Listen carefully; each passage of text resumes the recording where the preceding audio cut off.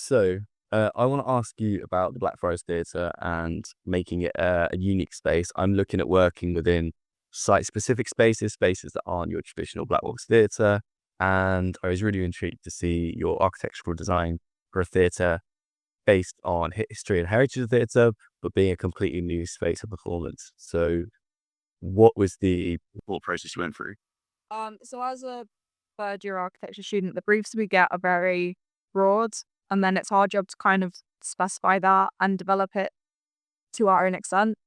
But my brief in short was to design a venue which housed free pocket sized cultural venues, if that makes sense. And we could choose from anything such as like museums, libraries, art spaces, theatres, like anything in the realm after our like investigation into the current cultural scene in Newcastle, like what could be done to like improve that. And so the one I chose was a theatre, which was then paired with a cafe, and the cafe was then linked to a cookery school, which was designed for special educational needs children. So some people would go to the theatre just, for the theatre, they'd get some food, that would be the end of it. But they also had this entire other cookery school which fed straight into a cafe, so kind of met in the middle there, and it was specifically designed to accommodate for various different needs. So it was doing both educational and leisure and kind of creating its own micro community in the midst of that. And the theatre as an expansion also had a costume design in-house workshop. So, it's really interesting to look at the spaces and how spaces can be used. And you looked at the environmental impact and stuff, especially like in the theatre as well, didn't you? Yeah, we were definitely looking at an environmental sense in an in-house workshop, kind of how you see so much of, material wastage. Costumes designed for one show and then left, you often wouldn't even know where your costume come from. And we designed a space which was specifically enabling both students and young professionals to have a special space, and then also a theatre which was directly linked so that their designs could immediately be used within the same venue rather than getting shipped off elsewhere. It kind of increased the contextual narrative of the program to make it unique and specific in that sense. So Yeah, it's really interesting. yeah. So that was actually thought about in terms of the design of the whole space and how it was used. I think that was really interesting. I think that's interesting. And then the main part of the theatre is the really unique vertical stage configuration and the concept behind that, and how you looked at the like Baroque style stage, classic Rossini march, and kind of flipped that on its head through the design. So, what was the thought process behind that, and how do you see the space being used? I think it's really interesting. So I knew from the beginning that I wanted it to be a unique theatre space. We have such a large theatre scene in Newcastle already that to add another one, it had to bring something new to the table.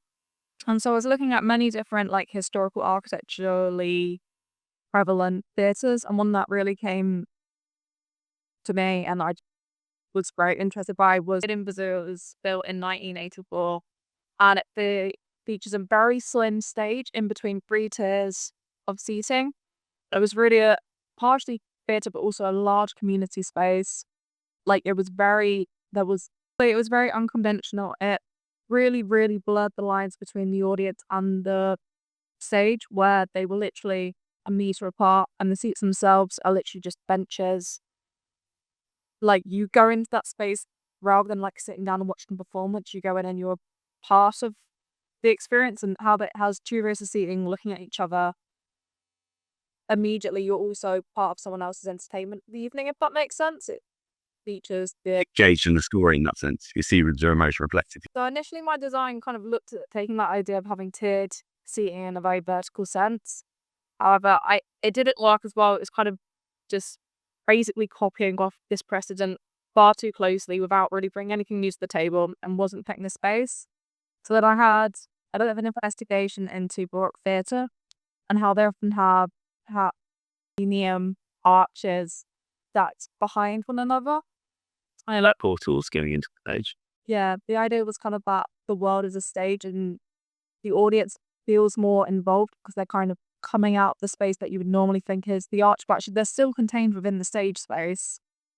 But like that. And my idea kind of comparing Baroque style theatres and the Officinio Teatro was to take this sense and this sense of the audience and the stage between the two and then combine them. I think the other interesting thing about the space is actually looking at the heritage of theatre and in creating something completely contemporary, but looking and respecting the heritage of theatre and how theatre works. So some of the research you did into different cross arches, and what I find particularly interesting is the way that your theatre has this outdoor amphitheatre style seating, so you can see through the windows, and you essentially created a classic cross arch using copper oxide, and how after 20 to 30 years, it becomes the same color as some of these researched cross arches, which I think is really, really interesting to create something that hones that heritage, but is so different and contemporary and emotionally connecting. Can you tell me a bit about I did have a traverse style theatre that can be used both ways, multiple sides. And am I right in saying the windows on the outside can actually move to open the space out? So it's visible from the exterior. So I mostly looked at the site that was opposite where I was designing, which was a monastery. And originally this monastery was like a quartet, like a quadrant. It was four-sided. And in the modern day, unfortunately, it's already repo, kind of like a U shape. The last side has been lost. And the design for my theatre was imagining that we knock down the building that's currently there, if that makes sense. But the building that was built maybe like 50 years ago, it's a block of flats.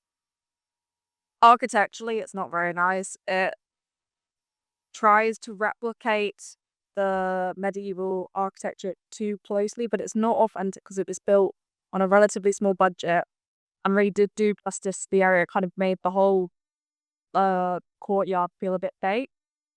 And so my design was mostly looking at how, when we're both appreciating the building that's situated opposite, but also try to recreate some sense of community in this space, how my building could recycle recreate that courtyard. And so it kind of came from drawing a number of tracings between elements of the cloister and the gar. So as the building, and then the courtyard originally had a cloister, which is the walkway around the four-sided structure, and then the garth, which is a central garden space. Yeah. And I was kind of looking at how they could take an entire building. And then in tangent, if you will, my studying into Baroque architecture, I kind of started looking at proscenium arches and seeing how they had two separate parts and a central section, which kind of reflected forms that were already found in the monastery, and kind of took away taking the flat plan and kind of putting it vertically. And by using things like copper oxide, it was incredibly clear that we weren't trying to directly recreate the building, but instead we were trying to create a contemporary echo space. I think it's really interesting, and creating that space that kind of has that cultural relevance, being more of a community space as well. I think that's really, really interesting. So yeah, I think that's a really, really interesting design. I was also going to ask about designing for that space. Being a theatre designer is really exciting. It's a really new space. You've got completely different parameters to work within.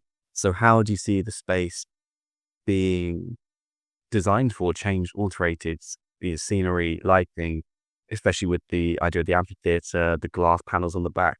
How do you see the space being usable and adaptable to tell different stories through different designs?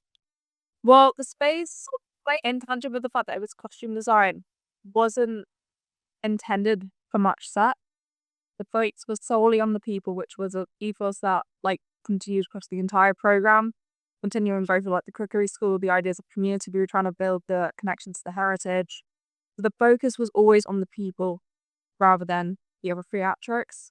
And the stage really highlights that by forcing, like the set is to some extent defined. It'd be quite difficult to design and put set for the space, and that was kind of the USP of the theatre. Space itself, yeah. Yeah. And for us with costume design, if you can't build intricate sets, or it's difficult to, if you had a traveling show, for them to put their set into the space, it really enhances for it to be a costume focused theatre. Mhm.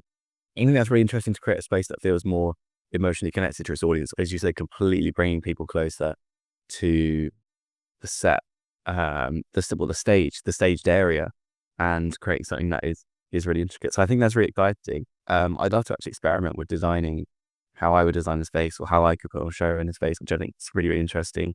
To see how unique and different spaces can be used and become accessible to different types of theatre. I think it's really interesting. So I think that's everything. Unless It also let people on the roof. you can let people know. Do you want to tell me about that?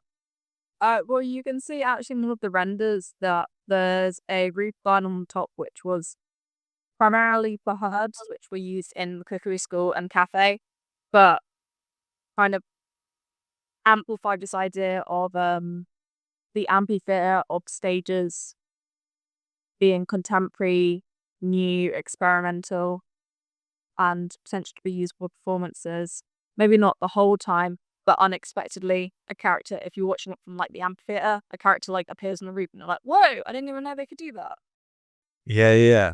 So that's a really exciting design opportunity from the directing and choreography point of view. Yeah, the way in theatre is sometimes, like people that type of unexpectedness. My last question as well, would you envision the space to be designed to be lit, or would you feel natural lighting's more the way you want to go, or does it depend on the performance, the time of day? Obviously, there's lots of different parameters there. It depends purely on the performance. The space is designed to accommodate both, and how it's situated with a view directly to the monastery. For some performance types, say if you were doing like dance or music, or where the background can be abstract, or if you were doing lectures there, Yeah. going where there's like less of a feature story, that sort of thing. 100% it could be daylit with some natural stage lighting, but by contrary, it could also be entirely artificially lit. We're doing outside performances or indoor ones where the shutters close, so you're actually cutting off that view and forcing people to focus on the performance itself. Yeah, yeah. I think that's really interesting. If you've not got any other thoughts, thank you very much for your time. Uh, Thank you.